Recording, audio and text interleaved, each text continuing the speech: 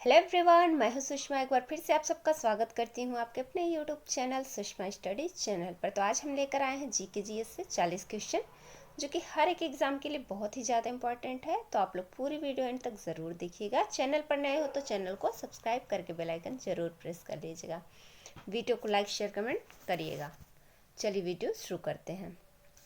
पहले सवाल देखते हैं। पहला सवाल है, भारत और पाकिस्तान को अलग करने वाली रेखा कौन सी है? भारत और पाकिस्तान को अलग करने वाली रेखा कौन सी है? तो वो है रेड क्लिफ रेखा, जो कि भारत और पाकिस्तान को अलग करती है। अगला सवाल देखते हैं। अगला सवाल है, भारत और अफगानिस्तान के बीच सीमा रेखा क्या कहलाती है? भारत और अफगानिस्तान के बीच सीमा रेखा क्या कहलाती है? तो वो कहलाती है डूरंड रेखा। भारत और अफगानिस्तान के बीच जो रेखा है उसे हम डूरंड रेखा कहते हैं। अगला सवाल देखते हैं। अगला सवाल है, भारत और चीन की सीमा रेखा का नाम क्या है? भारत और चीन के बीच कौन सी सीमा रेखा है? तो वो है मैकमोहन रेखा। अगला सवाल देखते हैं।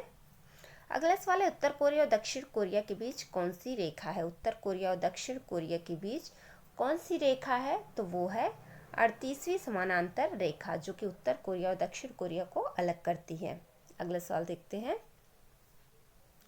अगला सवाल है, अमेरिका और कनाडा को अलग करने वाली रेखा कौन सी है? अमेरिका और कनाडा को अलग करने वाली रेखा कौन सी है?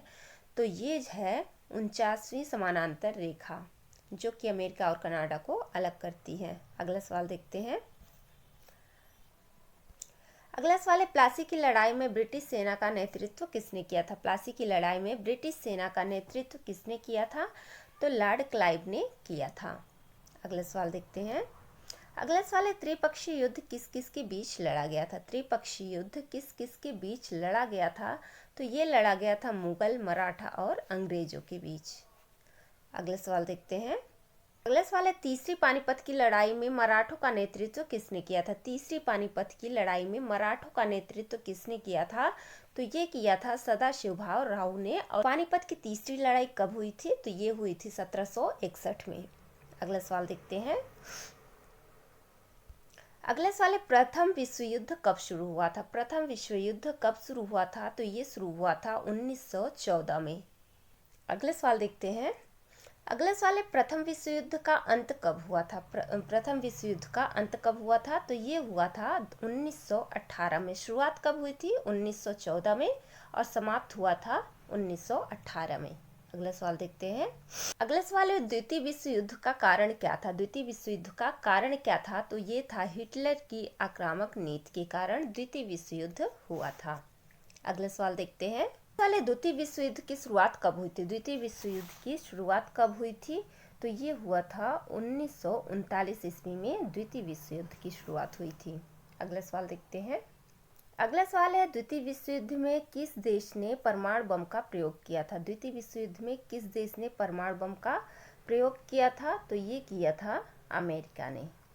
अगला सवाल देखते हैं। अगला सवाल है, परमाणु बम से नष्ट हुए जापानी शहर कौन से थे? परमाणु बम से नष्ट हुए जापानी शहर कौन से थे? तो वो शहर थे, दो शहर थे, हिरोशिमा और नागासाकी। अगला सवाल देखते हैं। अगला सवाल है, हिटलर किस देश का शासक था? हिटलर किस देश का शासक था? तो हिटलर जो है जर्मनी का शासक था। तो इसका राइट आंसर ऑप्शन सी हो जाएगा। अगला सवाल देखते हैं। अगला सवाल है, संविधान की 7वीं अनुसूची में क्या वर्णित है? संविधान की 7वीं अनुसूची में क्या वर्णित है? तो इसमें केंद्र, राज्य और समवर्ती सूचियां शामिल की गई हैं। अगला सवाल देखते हैं। अगला सवाल है, भारतीय संविधान के किस अनुच्छेद में समानता का अधिकार दिया गया है? भारतीय संविधान के किस अनुच्छेद में समानता का अधिकार दिया गया है? तो ये दिया गया है अनुच्छेद 14 में। अगला सवाल देखते हैं। अगला सवाल है, संविधान की 12वीं अनुसूची का संबंध किससे है? संविधान की 12वीं अनुसूची का संबंध किससे है? तो ये नगर पालिका से संबंधित है। अगला सवाल देखते हैं। अगला सवाल है, संविधान का कौन सा अनुच्छेद नागरिकता से संबंधित है? संविधान का कौन सा अनुच्छेद नागरिकता से संबंधित है? तो अनुच्छेद 5 से 11 जो है अनुच्छेद, वो नागरिकता से संबंधित है।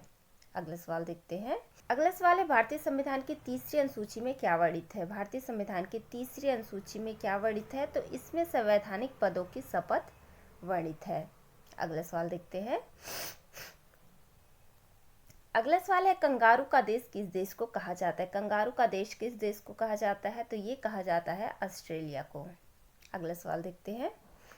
अगला सवाल है सूर्योदय का देश किसे कहते हैं? सूर्योदय का देश किसे कहते हैं? तो जापान को सूर्योदय का देश कहते हैं। अगला सवाल है सफ़ेद हाथियों का देश किसे कहा जाता है? सफ़ेद हाथियों का देश किसे कहा जाता है? तो ये कहा जाता है थाईलैंड को। अगला सवाल देखते हैं।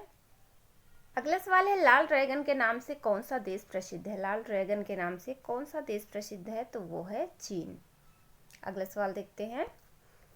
अगला सवाल है गुलाबी शहर किस भारतीय शहर को कहा जाता है? गुलाबी शहर किस भारतीय शहर को कहा जाता है? तो ये कहा जाता है जयपुर को। जयपुर राजस्थान की राजधानी है। अगला सवाल देखते हैं। अगला सवाल है राष्ट्रीय विज्ञान दिवस कब मनाया जाता है? राष्ट्रीय विज्ञान दिवस कब मनाया जाता है? तो ये मनाया जाता है 28 फरवरी को। अगला सवाल देखते हैं। अगला सवाल है राष्ट्रीय सुरक्षा दिवस कब मनाया जाता है? राष्ट्रीय सुरक्षा दिवस कब मनाया जाता है? तो ये मनाया जाता है 4 मार्च को। अगला सवाल देखते हैं। अगला सवाल है राष्ट्रीय डाक दिवस कब मनाया जाता है? राष्ट्रीय डाक दिवस कब मनाया जाता है? तो ये मनाया जाता है 10 अक्टूबर को राष्ट्रीय डाक दिवस मनाया जाता है। अगला सवाल देखते हैं। अगला सवाल है राष्ट्रीय उपभोक्ता दिवस कब मनाया जाता है? राष्ट्रीय उपभोक्ता दिवस कब मनाया जाता है? तो ये मनाया जाता है 24 दिसंबर को राष्ट्रीय उपभोक्ता दिवस मनाया जाता है। अगला सवाल देखते हैं। अगला सवाल है राष्ट्रीय किसान दिवस कब मनाया जाता है? राष्ट्रीय किसान दिवस कब मनाया जाता है? तो ये मनाया जाता है 23 दिसंबर को राष्ट्रीय किसान दिवस मनाया जाता है। अगला सवाल देखते हैं। अगला सवाल है राष्ट्रीय एकता दिवस कब मनाया जाता है? राष्ट्रीय एकता दिवस कब मनाया जाता है? तो ये मनाया जाता है 31 अक्टूबर को राष्ट्रीय एकता दिवस मनाया जाता है। अगला सवाल देखते हैं। अगला सवाल है वैदिक काल के दौरान प्रमुख शिक्षा केंद्र कौन सा था? वैदिक काल के दौरान प्रमुख शिक्षा केंद्र कौन सा था? तो वो था तक्षशिला। अगला सवाल देखते हैं।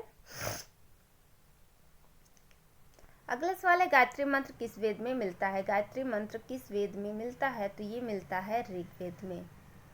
अगला सवाल देखते हैं।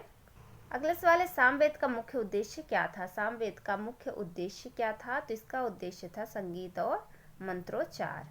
अगला सवाल देखते हैं। अगला सवाल है यजुर्वेद मुख्य रूप से किससे संबंधित है? यजुर्वेद मुख्य रूप से किससे संबंधित है? तो ये संबंधित है कर्मकांड और यज्ञ से। अगला सवाल देखते हैं। अगला सवाल है अथर्ववेद में मुख्य रूप से क्या वर्णित है? अथर्ववेद में मुख्य रूप से क्या वर्णित है? तो इसमें जादू टोना और औषधि वर्णित है। अगला सवाल देखते हैं। उपनिषद किससे संबंधित है? उपनिषद किससे संबंधित है? तो ये संबंधित है वेदांत और आध्यात्मिक ज्ञान से। अगला सवाल देखते हैं। अगला सवाल है कोशिका का कौन सा भाग आनुवांशिक जानकारी संग्रहित करता है? कोशिका का कौन सा भाग आनुवांशिक जानकारी संग्रहित करता है? तो इसका राइट आंसर हो जाएगा ऑप्शन बी केंद्रक। अगला सवाल देखते हैं। अगले सवाल है कोशिका झिल्ली की खोज किसने की थी? कोशिका झिल्ली की खोज किसने की थी? तो कोशिका झिल्ली की खोज नगेली और क्रेमर ने किया था। तो ये हमारे 40 क्वेश्चन कंप्लीट हो गए। आई होप आपको वीडियो पसंद आई होगी। वीडियो पसंद आए तो प्लीज़ वीडियो को लाइक शेयर कमेंट ज़रूर करिएगा। चैनल पर नए हो तो चैनल को सब्सक्राइब करिएगा। मिलते हैं नेक्स्ट वीडियो में, तब तक के लिए tata bye bye, take care.